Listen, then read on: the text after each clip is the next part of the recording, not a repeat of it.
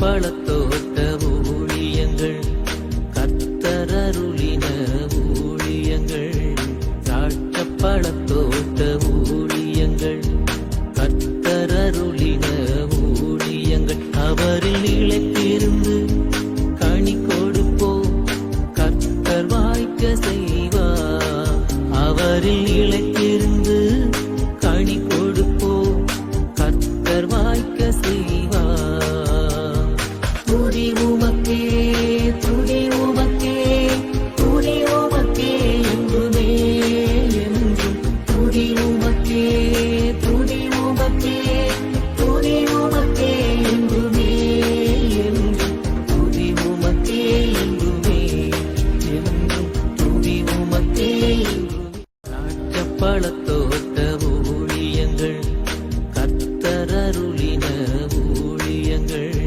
திராட்சைப்பழத்தோட்ட ஊழியங்கள் கத்தரருளின ஊழியங்கள் அவரில் நிலைத்திருந்து கனி கொடுப்போம் கத்தர் வாய்க்க செய்வார் அவரில் நிலைத்திருந்து கனி கொடுப்போம் கத்தர் வாய்க்க செய்வார் துதி உமக்கே துதி உமக்கே துதி உமக்கே என்றுமே என்றும் துதி உமக்கே துதி உமக்கே துதி உமக்கே என்றுமே என்றும் துதி உமக்கே என்றுமே என்றும் துதி உமக்கே என்றுமே. சிறியவனை பொழுதிலிருந்தும் எளியவனை குப்பையிலிருந்தும் எடுத்து உயர்த்தி ராஜாக்களோடும் பிரபுக்களோடும் வந்திருக்கச் செய்கிற அருமை ஆண்டவர் இயேசு கிறிஸ்துவின் இனிதான நாமத்தினாலே இந்த சத்தத்தை கேட்கின்ற அனைத்து தேவனுடைய பிள்ளைகளுக்கும் என்னுடைய அன்பான வாழ்த்துதல்கள்.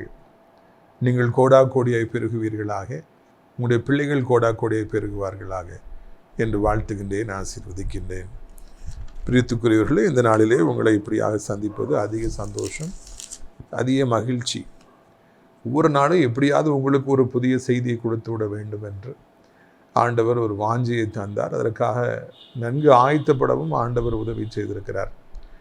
கல்லூரியில் பேராசிரியராய் பணிபுரிகின்றபடியினாலே மாலை வீட்டுக்கு வந்தவுடன் உட்கார்ந்து ரொம்ப நேரம் ஜெபித்து பைபிளை எடுத்து வாசித்து தியானித்து எந்த பகுதியிலிருந்து பேசலாம் என்று ஆண்டவராலே உணர்த்தப்பட்டு உங்களுக்கு கொடுக்குற செய்திகள் நிச்சயமாக நமக்கு ஆசீர்வாதமானவைகளாகவே இருக்கும். அதுவும் இந்த நாளிலே பேசப்பட போகிற சத்தியம் அநேகருக்கு ஆசீர்வாதமாக இருக்கும் என்பதில் எனக்கு சந்தேகமே இல்லை. பிரியத்துக்குரியவர்களே, இந்த ஊழியம் விடுதலையின் ஊழியம், நாசிரியர் திராட்சை பழத்தோட்ட ஊழியங்கள். ஒவ்வொரு சனிக்கிழமையும் நான் விடுதலையினால் எனப்பட்ட விடுவிக்கின்ற ஒரு கூட்டத்தை நடத்துகிறோம். இந்த வாரம் சனிக்கிழமை 3வது சனிக்கிழமையாக இருக்கின்றபடியினாலே நாசிரியர் தேவனுடைய மாளிகையில் வைத்து இந்த கூட்டம் நடைபெறும். காலை 10 மணிக்கு 1 மணிக்கு நிறைவுற்று அதன் பிற்பாடு உங்கள் யாவருக்கும் தனித்தனியாக எவ்வளவு நேரம் ஆனாலும் ஜெபிக்கப்படும். நான் மாத்திரமல்ல, நாசிரியர் ஜபஜாம்பவான் வரவேல் சேகரையா அவர்களும், கோயம்புத்தூர் அன்னூர் பகுதியைச் சேர்ந்த கள்ளமில்லாத ஊழியக்காரர் ஜோசப் அண்ணன் அவர்களும் சேர்ந்து ஜெபிப்போம். எல்லாருக்கும் ஆண்டவர் விடுதலை தருவார். விஞ்ஞானபுரம் யோவானன் தலைமையில் சமைக்கப்பட்ட சுவையான விருந்து உங்களுக்கு பரிமாறப்படும். பிரியத்துக்குரியவர்களே, நமது தேவனுடைய மாளிகை நாசிரியத்தில் இருந்து சாத்தாங்குளம் போகிற வழியில் லெஃப்ட் சைடில் இருக்குது. அங்கே அடைக்கலான் குருவி எனப்பட்ட ஒரு ஆவிக்குரிய முதியோர் இல்லத்தை நாம் கட்டி அங்கே தங்க வைத்து முதியோர்களை தங்க வைத்து நாம் பராமரித்து வருகிறோம். அவர்களுக்காக தினந்தோறும் ஜெபங்கள் அங்கே ஏறெடுக்கப்பட்டு வருகிறது. நல்ல நல்ல ஊழியக்காரர்கள்லாம் வந்து ஜெபத்தை நடத்துகிறாங்க. அதனால் அங்கே இருக்கிறவங்களுக்கு ரொம்ப சந்தோஷமாக இருக்கிறது, ஆறுதல் அடைகின்றார்கள். அவர்களுக்கு நல்ல உணவையும் நாம் தொடர்ந்து பரிமாறிக்கொண்டே இருக்கிறோம், போஷாக்காக இருக்கிறாங்க. அதனால் பிரியத்துக்குரியவர்களே, நீங்கள் அந்த ஆவிக்குரிய முதியோர் இல்லத்தை அநேகருக்கு அறிமுகப்படுத்துங்கள். இலவசமாக அந்த முதியவர்களுக்கான அந்த இல்லம் கட்டப்பட வேண்டும், பெரிய இல்லம் கட்டப்பட வேண்டும் என்று வாஞ்சிக்கிறோம். அதற்காக நீங்கள் ஜெபித்துக் கொள்ளுங்கள். பிரியத்துக்குரியவர்களே, இந்த நாளிலே நம்முடைய பிரயோஜனத்திற்காக 1 ராஜாக்கள் 3வது அதிகாரம் 5வது வசனம். கிபியோனிலே கர்த்தர் சாலமோனுக்கு ராத்திரியிலே சொப்பனத்தில் தரிசனமாகி, நீ விரும்புகிறதை என்னிடத்தில் கேள் என்று தேவன் சொன்னார். சாலமோன் ராஜாவை போல கொடுத்து வைத்தவர் யாருமே இருக்க முடியாது. அங்கே ராஜாவாகிறதுக்காக அதோனியா, அதாவது தாவீதுடைய மகன், அவ்வளவு கஷ்டப்படுறார். ஏற்கனவே அப்சலோம் தாவீதை விரட்டி விட்டு நானே ராஜாவாகிடுறேன், அப்பா செத்து போட்டோம், அப்பாவை கொன்னுருவோம், நான் எப்படியாவது ராஜாவானு துடிச்சு அவரை செஞ்ச சேட்டெல்லாம் உங்களுக்கு தெரியும். ஆனால் இந்த மாதிரி சம்பவங்கள் எதையே செய்யாதபடி அப்படி சைலண்ட்டாக இருந்தார் சாலமோன் ராஜா. ஆண்டவர் வாக்கு பண்ணியிருக்கிறார், நிச்சயமாக என்னை ராஜாவாக்குவார்னு சொல்லிட்டு. அதன்படியே ஆண்டவர் ஆர்ப்பாட்டமே இல்லாமல் அமைதியாக இருந்த தாவீதின் குமாரனாகிய சாலமோனை இஸ்ரவேலுக்கு, சமஸ்தான இஸ்ரவேலுக்கு ராஜாவாக மாற்றினார். பலத்தினாலும் அல்ல, பராக்கிரமத்தினாலும் அல்ல, ஆண்டுடைய ஆவியினாலே எல்லாம் ஆகும் என்பதற்கு சாலமோன் ராஜாவாக மாறியது ஒரு சிறப்பான ஒரு உதாரணம். நம்ம மாம்சத்தில் எவ்வளவு போராடினாலும் வெற்றியை பெற முடியாது. மாம்சத்தில் போராடணும்னா என்ன? அதுக்கும் நம்ம அப்சலோமும் அதோனியாவும் நல்ல எடுத்துக்காட்டுகளை நமக்கு அவங்க வச்சுட்டு போயிருக்கிறாங்க. அதோனியா யோவாபுடைய ஆதரவை பெற்றார், ஆசாரியர்களுடைய ஆதரவை பெற்றார், எல்லாருடைய ஆதரவையும் பெற்றார். ஆனால் அப்பாவுடைய ஆதரவை பெறணும்னு அவர் நினைக்கவே இல்லை. அதே மாதிரி அப்சலோம் மக்களை கெட்டிப்பிடிச்சு நாடகமாடி முத்தம் கொடுத்து அவருடைய உள்ளத்தை எல்லாம் தன் பக்கமாக இழுத்து, அகித்தோப்பல் எனப்பட்ட ஆலோசனைக்காரனை தன் பக்கமாக இழுத்து, எல்லாரையும் தன் பக்கமாக இழுத்து அதில் பாதி வெற்றி கண்டு அப்பாவை துரத்தி எவ்வளவோ அவர் ஞானத்தோடு செயல்பட்டார். கடவுளை அவர் தேடவே இல்லை. ஆண்டவருக்கும் அப்சலோமுக்கும் சம்பந்தமே இல்லை. அதனால தான் அவர் அழிந்தார். இன்றைக்கி எவ்வளவோ போராட்டங்களை எவ்வளோ பேர் செய்தாலும் ஆண்டவர் அவங்க தேடலைன்னா அவங்க கதை பரிதாபமாக தான் முடியும். ஆண்டவரை தேடாதபடி சார்ந்திராதபடி நாம் எவ்வளவு போராடினாலும், முக்கியமாய் தேவனுடைய பிள்ளைகளாக இருக்கும்படி அழைக்கப்பட்டவர் கிறிஸ்தவர்கள், ஆண்டவரை அறிந்தவர்கள் மாம்சீகத்தில் போராடுகிற பொழுது ஆண்டவரை துணைக்கு வைக்காதபடி அதை பெற்றுவிட வேண்டும், இதை பெற்றுவிட வேண்டும் என்று ஆசைப்படுகிற பொழுது அதில் தோல்வி தான் மிஞ்சும். அதே மாதிரியே இந்த அதோனியா மாதிரியே அப்பா அம்மாவை கனம் பண்ணாமல் வேறு யாரெல்லாமோ கனம் பண்ணி இன்றைக்கி ஒன்றுமே நடக்க போகிறதில்ல. அப்பா அம்மா எவ்வளோ முக்கியம், அவர்களுக்கு உரிய மரியாதை கொடுக்கப்பட வேண்டும். அவர்கள் மனங்கோணும்படியாக நாம் ஒரு காலம் நடந்து கொள்ளவே கூடாது. இதுவும் நம்முடைய வாழ்க்கையில் இந்த 2 வீணாக போன அழிந்து போன தாவீது குமாரர்கள் மூலமாய் நமக்கு கற்றுக் கொடுக்கப்படுற பாடங்கள். சாலமோன்ற மாதிரி ஏற்ற காலத்தில் அவர் உங்களை உயர்த்தும்படி அவருடைய பலத்த கரங்களில் அடங்கிருங்க. அப்படி நீங்கள் அடங்கியிருந்தீங்கன்னா வாலிபர்களை, வாலிப பிள்ளைகளை ஆண்டவர் எங்கேயோ கொண்டு போயிடுவார். உங்களை குறித்து தேவனுக்கு திட்டங்கள் இருக்கும். நீங்கள் ஆண்டவர் தேட தேட அவர் சமூகத்தில் வர வர உபவாசம் செய்ய செய்ய ஜெபிக்க ஜெபிக்க ஏற்ற காலம் வரும்போது அவர் எங்கேயோ கொண்டு போயிடுவார். அதனால தான் சாலமோன் ராஜா ராஜாவாக வைத்தப்பட்டார். உடனே ஆண்டவரை தேடுறாரு, பழி கொடுக்குறாரு, ஆண்டவருக்கு பிரியமாக வாழ்கிறாரு. உடனே ஆண்டவர் சந்தோஷப்படுகிறார். பரவாயில்லையே, தாவீதை போல அவருடைய மகன் சாலமோனும் எனக்கு பிரியமாக இருக்கிறானே, இப்படி பலிலாம் கொடுத்துருக்கிறானே அப்படின்னு சொல்லிட்டு அவர் சந்தோஷப்பட்டு அந்த ராத்திரியில் சொப்பனத்தில் அவர் தரிசனமாகி, என் மகன் சாலமோனே உனக்கு என்ன வேண்டும் என்று கேள் என்று அங்கே சாலமோனோடு பேசினாராம். நான் தான் உன்னை ராஜாவாக்கி இருக்கிறேன், நீயும் எனக்கு பிரியமாக நடக்கிறப்பா, உனக்கு என்ன வேணும் கேளு. இப்படி வாழ்க்கையில் சில நேரங்களில் ஆண்டவர் நம்மை திடீரென்று தேடி வந்து திடீரென்று தரிசனமாகி நம்மை திகைக்க வைத்து, மகனே உனக்கு என்ன வேண்டும் என்று கேளு, எதை கேட்டாலும் நான் உனக்கு தருவேன், என்னால் தான் எதனாலும் கொடுக்க முடியும்னு சொல்லி அவர் கேட்கிற காலங்கள் நிச்சயமாக வரும்.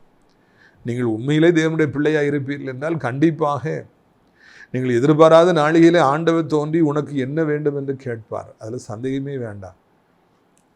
இது நீங்கள் மறந்துடாதீங்க. இந்த நாட்களில் நீங்கள் ஆயத்தமாக இருங்க. திடீர்னு ஆண்டவர் வருவார். நான் உனக்கு என்னப்பா செய்யணும், what is that I can do for you. ஏன்னா அவர் நம்ம மேலே பிரியப்பட்டுட்டாருன்னா, அவர் நம்மளை நேசிச்சிட்டாருன்னா, நம்முடைய வாழ்க்கை, நம்முடைய நடக்கை, நம்முடைய ஊழியங்கள், நம்முடைய ஈகை குணங்கள், நம்முடைய தர்மங்கள், பெரியவர்களை மதித்து வாழ்கிற இந்த வாழ்க்கையிலே கர்த்தர் பிரியப்படுவார் என்றால் திடீரென்று தேடி வருவார். உனக்கு என்னப்பா செய்யணும் அப்படிம்பார். இதை இந்த நாளிலே நீங்கள் மனதிலே கொள்ளுங்கள். உடனே இந்த மாதிரி ஒரு சூழ்நிலை வரும்னு சொல்லி சாலமோன் எதிர்பார்த்திருப்பாரான்னு எனக்கு தெரியல. ஏன்னா எத்தனையோ பேர் ராஜாவாக இருக்காங்க, யார்கிட்டையும் போயிட்டு ஆண்டவர் உனக்கு என்ன செய்யணும்ப்பா அப்படின்னு சொல்லி கேட்கல. ஆனால் சாலமோன்கிட்ட கேட்குறாரு. அதனால் அவர் அதுக்கு ஆயத்தமாக இருந்திருப்பாரான்னு தெரியல. But anyhow he was giving the right reply. சரியான ரிப்ளை கொடுக்குறார். நம்முடைய வாழ்க்கையில் எதிர்பார்க்காத நேரத்தில் தான் நல்லதும் நடக்கும், கெட்டதும் நடக்கும். நல்லது நடந்தால் ரொம்ப சந்தோஷம், அதை ஏற்றுக்கணும். கெட்டது நடந்தால் என்ன செய்ய, அது சந்திச்சு தான் ஆகணும், அதை விட்டு ஓட முடியாது. ஆனால் அதற்கும் நம்ம ஆயத்தமாக இருக்கணும். Always expect the unexpected. எதிர்பாராத காரியங்கள், நல்ல காரியங்கள் நடந்ததுன்னா ரொம்ப சந்தோஷம், ரொம்ப மகிழ்ச்சி, நம்ம வாழ்க்கையை நம்ம அனுபவிக்கலாம், ஆண்டவருக்கு நன்றி செலுத்தலாம், அதை எடுத்துக்கொள்ளலாம், ஆண்டவரை துதிக்கலாம், இன்னும் அதை வைத்து ஏராளமான நல்ல காரியங்களை செய்யலாம். நாம் எதிர்பார்க்கிற காரியங்கள் திடீரென்று ஆண்டவரால் நமக்கு கொடுக்கப்படுகிற பொழுது வாழ்க்கை இன்பகரமாக இருக்கும். சில நேரங்களிலே எதிர்பாராத காரியங்கள், தீங்கான காரியங்கள் கூட சம்பவிக்கலாம். அதனால் மனம் சோர்ந்து போகிறதுக்கு ஒன்றுமே இல்லை, பயப்படுறதுக்கும் எதுவுமே இல்லை. ஆபத்து காலத்தில் நீ சோர்ந்து போவேயானால் அது நல்லதல்ல, உன் பலம் குறுகியதுன்னு சொல்லி பைபிள் சொல்லுது. அதனால் நாம் ஆபத்து காலங்கள் வருகிற பொழுது துணிந்து எதிர்த்து நிற்போம். கர்த்தர் நம்மை நிச்சயமாக தப்புவிப்பதற்கு அவர் போதுமானவராக இருக்கிறார். சாலமோன் அவர் ஆயத்தமான ஒரு கன்னிகையாக இருந்தார். ஆண்டவர் உனக்கு என்னப்பா செய்யணும்னு கேட்ட உடனே அவர் பதில் சொன்னார், உடனே பதில் சொன்னார். அது நம்ம கண்டிப்பாக கவனிக்கணும்.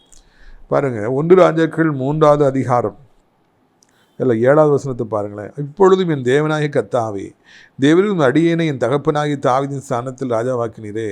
நானோ வென்றால் போக்குவரவு அறியாத சிறு பிள்ளையாக இருக்கிறேன்.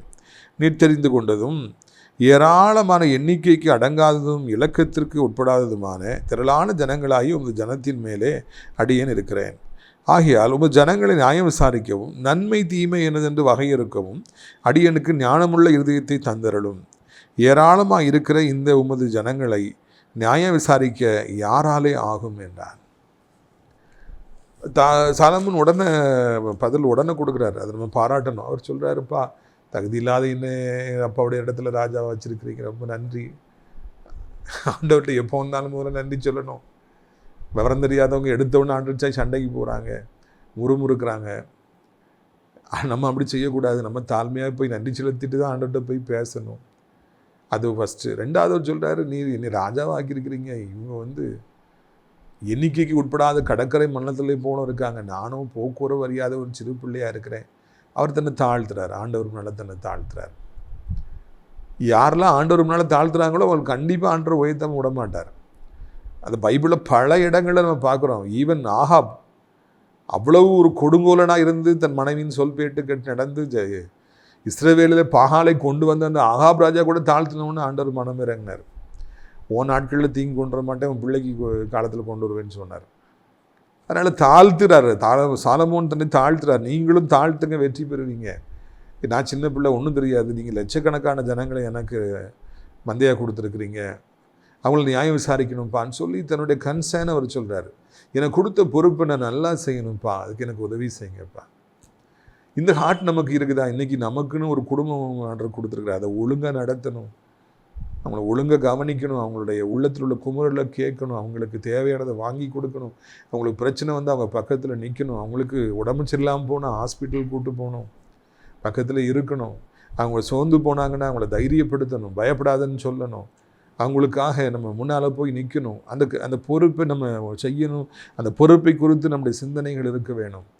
ஒரு வேலைக்கு கர்த்தர் உங்களை கொண்டு போயிருக்காரு. ஒரு பேங்க்கில் வேலை பார்க்குறீங்க, டீச்சராக இருக்கிறீங்க, ஒரு போஸ்ட் ஆஃபீஸில் வேலை பார்க்குறீங்க, வெளிநாட்டில் இருக்கிறீங்க, இல்லைனா நீங்கள் டாக்டராக இருக்கீங்க, இல்லைனா இன்ஜினியராக இருக்கிறீங்க. என்ன வேலையோ அதை ஒழுங்காக செய்யணும், அதை அழகாக செய்யணும்.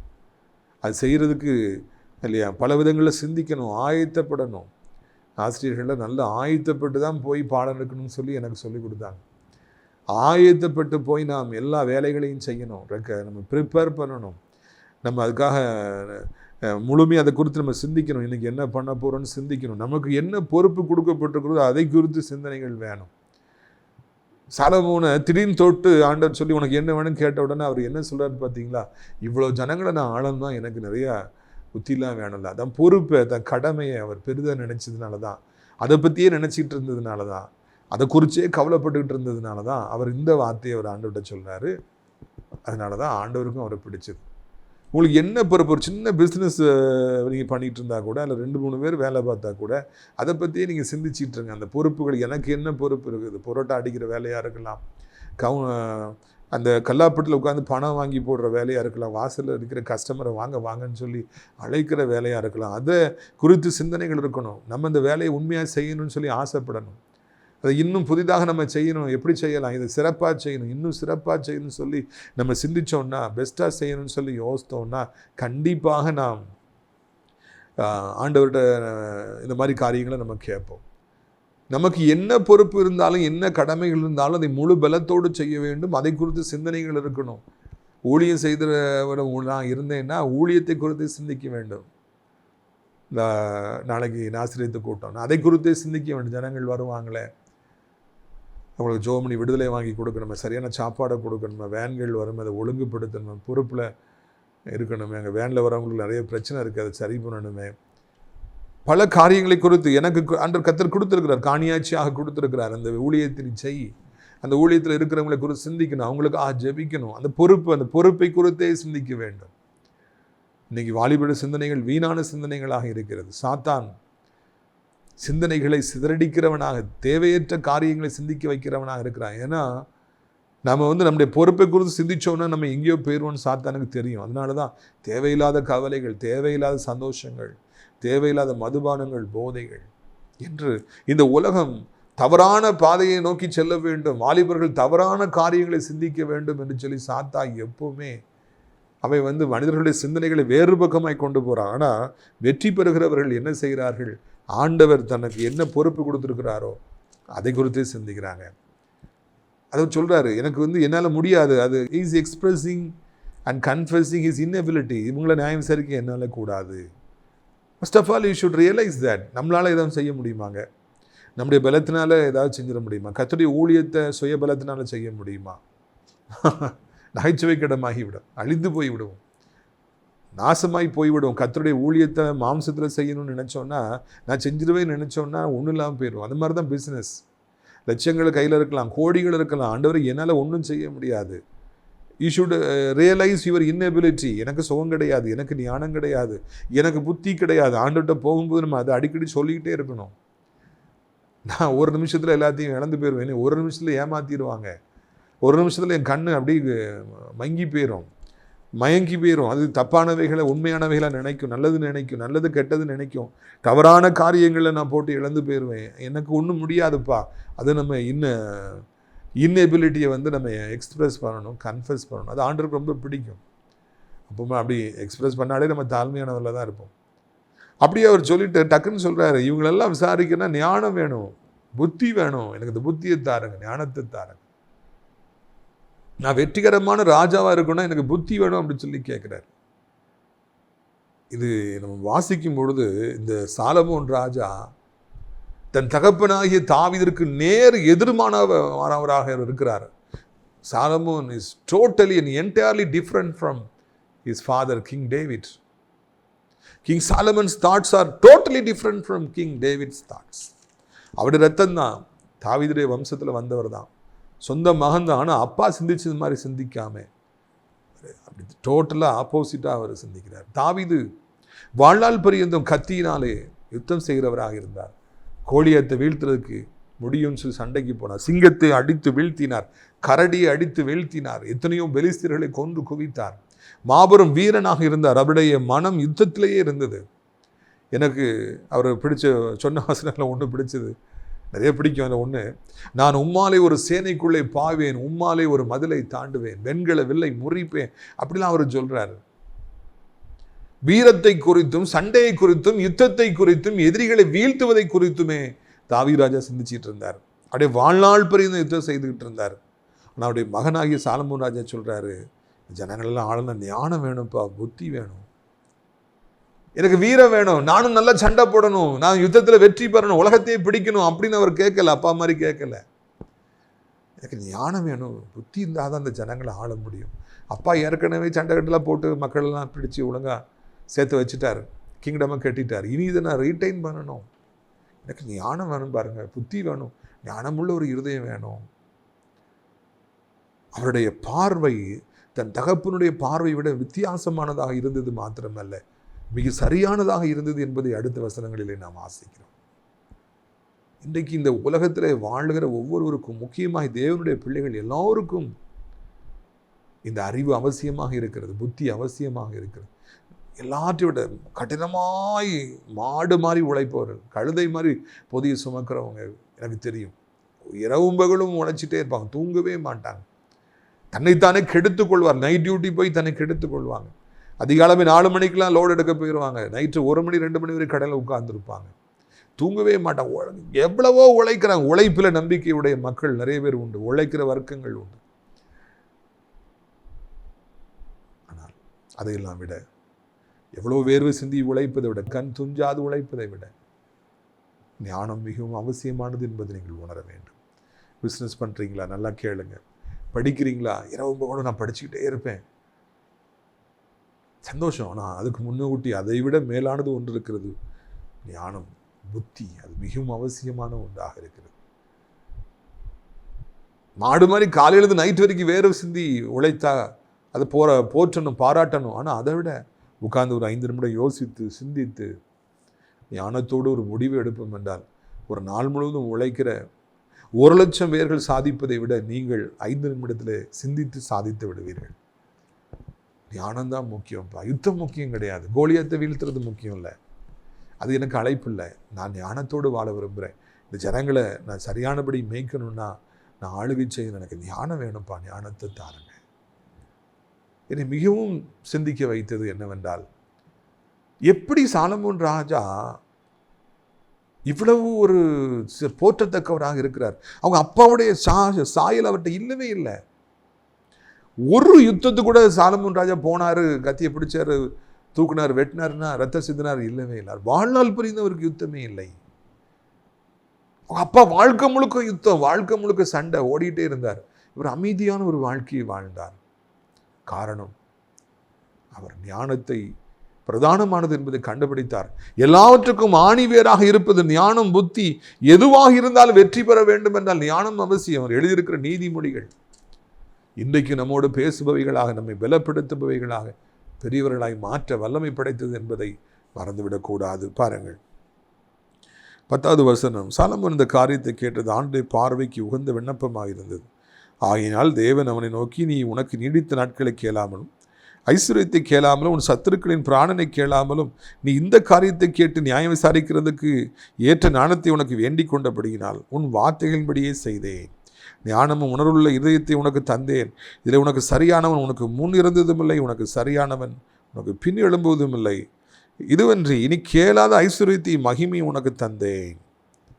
உன் நாட்களில் இருக்கிற ராஜாக்கள் ஒருவனும் உனக்கு சரியான இருப்பதில்லை. ஆண்டவருக்கு ரொம்ப சந்தோஷமாக இருந்தது. என்னப்பா இப்படி கேட்டுட்டேன்னு சொல்லி ஆண்டவருக்கு அப்படி மெய் மறந்துடுறாரு. God was overwhelmed with happiness, pleasing to the Lord. உடனே சொல்கிறாரு, நீ வச்சுக்க, உனக்கு உணர்வுள்ள ஒரு இதயத்தை தாரேன், ஞானமுள்ள இதயத்தை தாரேன். அது மாத்திரமல்ல, நீ கேட்காத புகழையும் உனக்கு தாரேன், தங்கத்தையும் தாரேன், வெள்ளியும் தாரேன், சொத்துக்களை தாரேன், கப்பல்களை தாரேன்னு சொல்லி அப்பவே வாக்கு கொடுத்துறார். அப்படி என்றால் நாம் ஞானமுள்ளவர்களாய் நடந்து கொள்வதில் கவனமாக இருப்போம் என்றால் கேட்காத ஐஸ்வர்யங்கள், கட்டடங்கள், நிலங்கள், வேலைக்காரர்கள், சொத்துக்கள், தங்கங்கள் எல்லாம் நம்மளை தேடி வரும். அது மாத்திரமல்ல, கர்த்தர் பெயரையும் புகழையும் நமக்கு தருவார் ஞானத்தோடு நடந்து கொண்டால். இந்த பூமியில் வாழ்கிற காலமெல்லாம் நாம் ஞானமுடையவர்களாய் வாழ பிரயாசப்படுவோம். சிந்திப்பவர்களாக நாம் இருப்போம், சிந்தனை செய்பவர்களாக இருப்போம். ஒரு காரியத்தில் தோல்வி அடைகிற பொழுது ஏன் நான் தோல்வியுற்றேன் என்று அதை நாம் உட்கார்ந்து சிந்திப்பவர்களாக இருக்க வேண்டும். வெற்றி பெறுகிற பொழுது ஏன் வெற்றி அடைந்தேன், ஆண்டவர் எனக்கு ஏன் இவ்வளோ பெரிய வெற்றியை கொடுத்திருக்கிறார் என்பதை சிந்திக்க வேண்டும். தோல்வி அடைந்தவையின் காரணமாக இருப்பவர்களை செய்யவே கூடாது. வெற்றி எதனால் செய்து வெற்றி அடைந்தோம் என்பதை கண்டுபிடிக்கிற பொழுது அதை மறுபடியும் செய்து கொண்டே இருக்க வேண்டும். சிந்தனை செய்பவர்களாக நாம் இருக்க வேண்டும். அப்பொழுது சொத்துக்கள் உங்களை தேடி வரும், கோடிகள் உங்களை தேடி வரும், பணங்கள் உங்களை தேடி வரும், ஐஸ்வர்யங்கள் உங்களை தேடி வரும், வேலைக்காரர்களாய் வந்து குவிவார்கள். எல்லா நன்மைகளும் உங்களுக்கு உண்டாகும். உங்களுடைய வாழ்க்கை இன்பமானதாக இருக்கும், உங்களுடைய திருமண வாழ்க்கை இன்பமானதாக இருக்கும், உங்கள் பிள்ளைகளுடைய வாழ்க்கை இன்பமானதாக இருக்கும். நீங்கள் வேலை பார்க்குற இடத்துல உங்கள் நிமித்தமாக எல்லாரும் சந்தோஷமாக இருப்பாங்க. நாளுக்கு நாள் விருத்தி அடைவீங்க, எல்லாவற்றையும் பெற்றுக்கொள்வீங்க. எப்போ தெரியுமா? நீங்கள் கத்தியை போல ஸ்ட்ராங்கான ஷார்ப்பான ஒரு ரேசர் மாதிரி உங்களுக்கு ஒரு மூளை இருக்கும் பொழுது, சரியான சிந்தனை செய்ததன் வழியில் திட்டமிட்டு நடக்கிற பொழுது நீங்கள் வெற்றி மேல் வெற்றி பெறுவீர்கள். சாலமோன் ராஜாவை போல ஆசீர்வதிக்கப்பட்ட மனிதன் இந்த பைபிளில் இல்லவே இல்லைங்க. அவர் எப்படி சாப்பிட்டாரு அப்படிங்கிறதெல்லாம் நீங்கள் தயவுசெய்து உட்கார்ந்து வாசித்து பாருங்க. ஒரு நாளைக்கு எத்தனை கிலோ ஆடுகள், மாடுகள், காளைகள், அந்த பறவைகள் எவ்வளவு சாப்பிட்டார் சாலமோன் ராஜா. ஒவ்வொரு கோத்திரமும் ஒவ்வொரு மாதம் 12 கோத்திரம், வருஷத்துக்கு ஒவ்வொரு மாதமும் வந்து அவருக்கு சாப்பாடு கொடுக்கணும். அப்போ அவங்களுக்கு ஒரு பேடனாக தெரியாது. அடுத்து அவங்களுடைய வேலைக்காரர்கள் உலகத்தில் முதலாக யூனிஃபார்மை கொண்டு வந்து சாலமோன் ராஜா. அவருடைய பிஸ்னஸை பார், கப்பல்கள் அனுப்பி அவர் இந்தியா வரைக்கும் போயிட்டு குரங்குகள்லாம் கொண்டு வராங்க. தங்கங்கள் வந்துகிட்டே இருந்தது, மதிப்பே கிடையாது.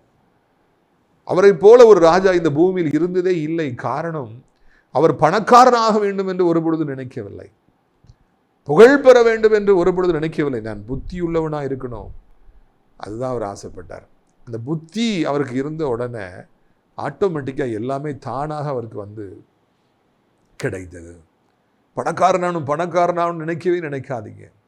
பெரியாளாவனும் நினைக்காதீங்க.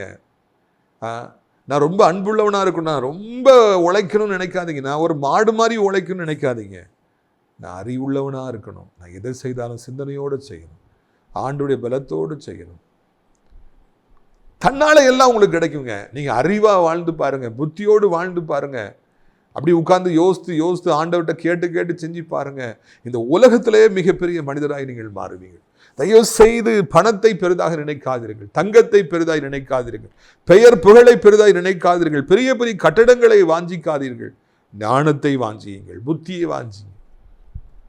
ஞானம் தான் முக்கியங்கிறத உணர்ந்துக்கிடுங்க. அது ஆண்டவரால் தான் கொடுக்க முடியுங்கிறதையும் உணர்ந்துக்கிடுங்க.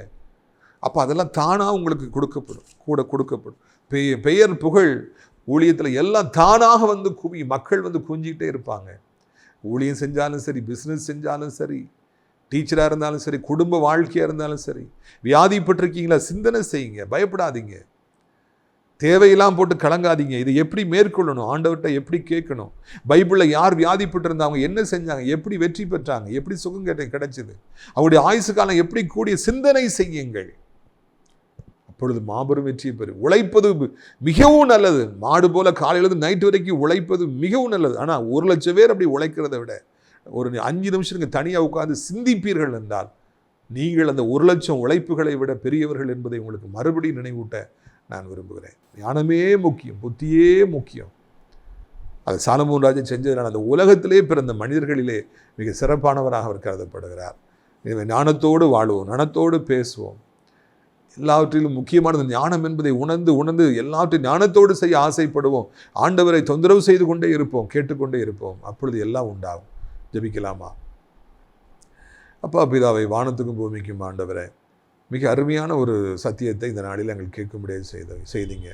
சாலமோன் ராஜா ஒரு யுத்தத்துக்கு போல, ஒரு கோழியத்தை கொல்லலை, ஒரு சிங்கத்தை கரடியை அடிக்கலை. ஆண்டவரே, அவர் இரத்த வெறி பிடிச்சு அறையலை. எனக்கு வீரம்தான் முக்கியம்னு சொல்லலை. அந்த ஞானத்தை தாருங்கப்பா.